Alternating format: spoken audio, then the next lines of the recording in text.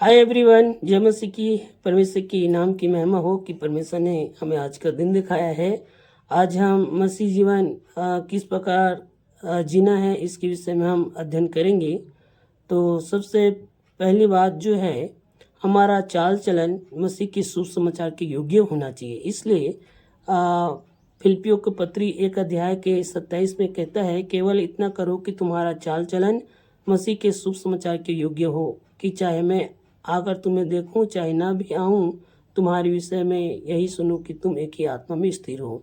यहाँ पे संत पौलुस जो है बंदी गृह में है, और बंदी गृह से वो रहकर इस परमेश्वर के वचन को, इस पत्री को लिखा है फिलिपियों के लोगों के लिए। और इस बात को बता रहा है कि मैं तुम्हारे पास आकर देखूं या ना भी आऊं, तुम्हारे विषय में यही सुनूं कि तुम जो है एक ही आत्मा में स्थिर हो। मेरे प्रियो, जब हम इस संसार में जीवन जीते हैं तो जो परमेश्वर ने हमें पवित्र आत्मा दिया है उसके अनुसार हमें जीवन जीना चाहिए, उसके अगुवाई के अनुसार हमें जीवन जीना चाहिए। और इसलिए कहता है कि तुम्हारा चाल चलन मसीह के शुभ समाचार के योग्य हो। मेरे प्रियो, हमारे चाल चलन के द्वारा परमेश्वर के नाम की महिमा होना चाहिए, और हमारे चाल चलन को देख के लोग जो है परमेश्वर के नाम की महिमा करना चाहिए और उसकी बड़ाई करना चाहिए। इसलिए हमारे जीवन में किसी प्रकार के पाप या गुनाह या अपराध नहीं होना चाहिए। और जब हम 2 कुरिन्थियों 5:17 में जब हम पढ़ते हैं तो हम मसीह में एक नई सृष्टि हैं।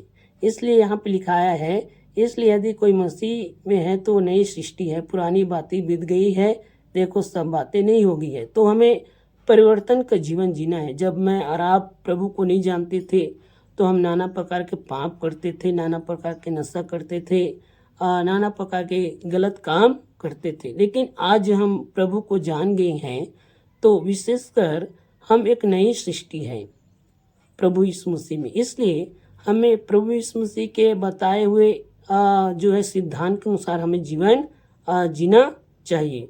और यहाँ पे जब हम रोमियो के पत्री पढ़ते हैं तो यहाँ पे लिखाया है, रोमियो के पत्री में 12 का जो है 2 में, इस संसार के सदृश न बनो, परंतु तुम्हारे मन के नए हो जाने से तुम्हारा चाल चलन भी बदलता जाए, जिससे तुम परमेश्वर के भली और भावती और सिद्ध इच्छा अनुभव मालूम करते रहो। यहाँ पे भी स्पष्ट लिखाया है कि हमें जो प्रभु यीशु मसीह में किस प्रकार जीवन जीना चाहिए। तुम्हारे मन के नए हो जाने से तुम्हारा चाल चलन भी बदलता जाए।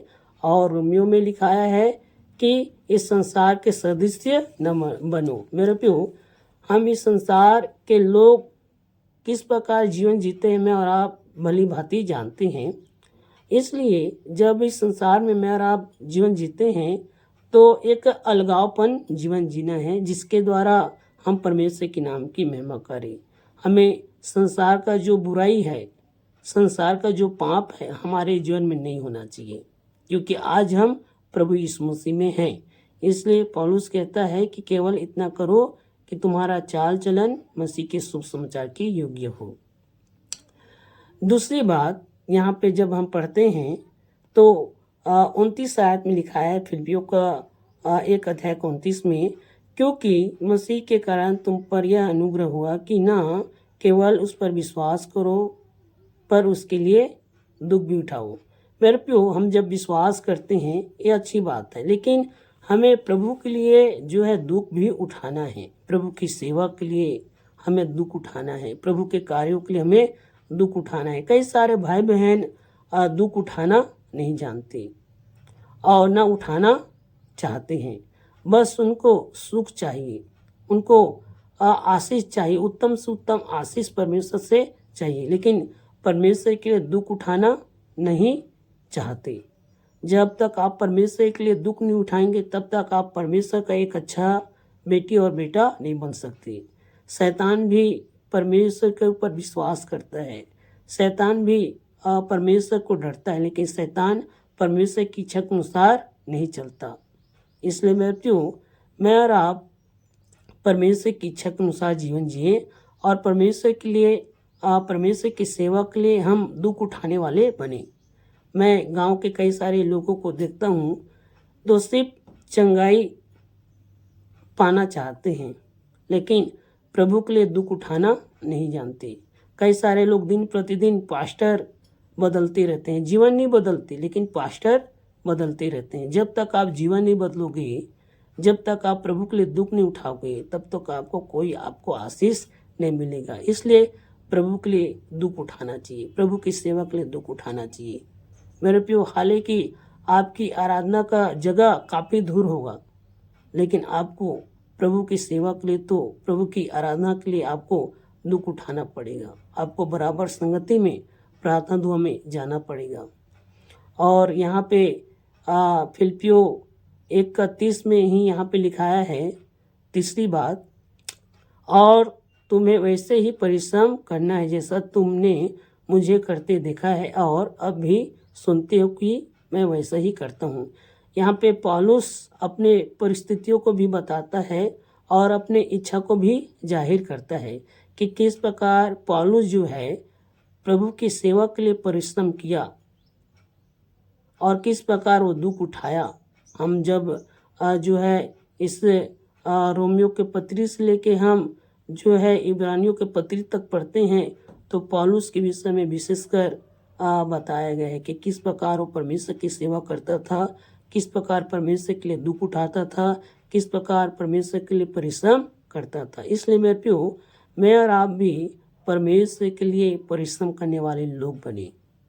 और जब हम इस प्रकार के जीवन जीते हैं, तो प्रभु जो है हमें आशीष देगा और हम दूसरों के लिए भी आशीषों का कारण बनेंगे। इसलिए प्रभु आप सबको आशीष दे। God bless you. मैंने 3 बातों को जो है फिलिपियों के पत्री से बताया है। पहला अध्याय का 27 और जो है 29 आयत और 30 आयत में मैंने 3 बातों को बताया है कि हमारा चाल चलन मसीह के शुभ समाचार के योग्य होना चाहिए, और दूसरा, हमें परमेश्वर के लिए हमें दुख उठाना चाहिए, परमेश्वर की सेवा के लिए हमें दुख उठाना चाहिए, और परमेश्वर के लिए हमें परिश्रम करना चाहिए। ये 3 बात मैंने आपको आज के सवेरे मैंने जो अध्ययन किया है उसको आपके सम्मुख मैंने प्रकट किया है। इसलिए मेरे प्रियो, हम भी जो है अपने चाल चलन पर ध्यान दें और हमारे चाल चलन के द्वारा परमेश्वर के नाम की महिमा होना चाहिए, और हमारे व्यक्तिगत जीवन को देख के लोग जो है प्रभु के पास आ सके। इसके लिए विशेषकर आप प्रार्थना कीजिए कि, और पौलुस कहता है कि तुम सुसमाचार के पत्री हो। हम सुसमाचार के एक किताब हैं जो लोग हमें पढ़ते हैं, हमारे बातों को सुनते हैं, हमें ध्यान से देखते हैं। इसलिए हमारे चाल चलन मसीह के शुभ समाचार के योग्य होना चाहिए। और दूसरी बात, हमें प्रभु के लिए दुख उठाना है। जब हम प्रभु के लिए दुख उठाएंगे तो प्रभु जरूर हमें आशीष देगा। और तीसरी बात जो है, हमें प्रभु के लिए परिश्रम करना है। इसलिए प्रभु सहायता करे। God bless you. जय मसीह की।